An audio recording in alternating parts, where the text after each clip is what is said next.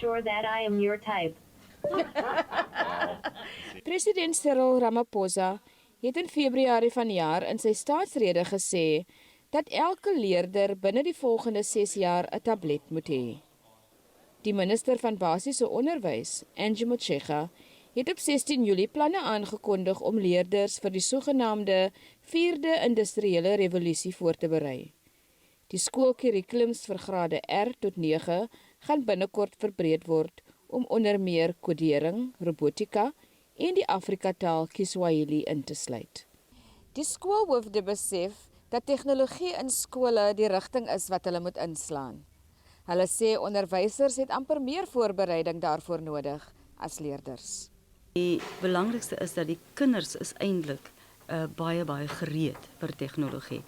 Die vraag is, en dit was gister ook gevra op hierdie konferensie, is die onderwysers reg vir tegnologie? En as die onderwysers reg is vir tegnologie, dan kan ons voortgaan.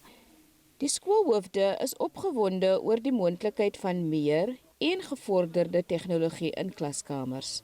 'n Robot gaan verseker help, want ek kan net dink hoe gaan die kinders gefassineer wees, veral op laerskoolvlak. En as hulle nou die robot sekere dinge kan vra en die robot kan dit vir hulle sê.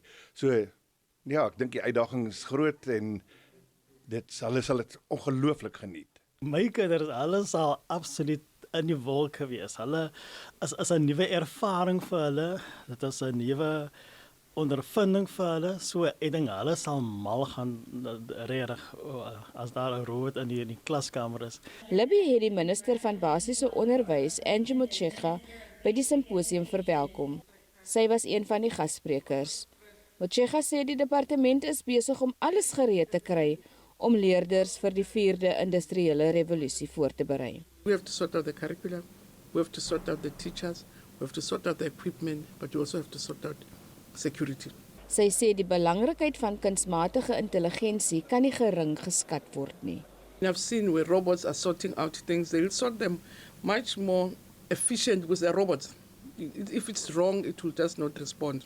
So the human errors are very limited in the way those robots work and in the way, and it enables us, because our sector is very difficult. We're dealing with human beings with a huge sector, and with your artificial intelligence, we'll be able to go beyond ourselves and do the things that we're unable to do now, which are supposed to be happening in our schools. So I really think it's going to refresh our space, our environment.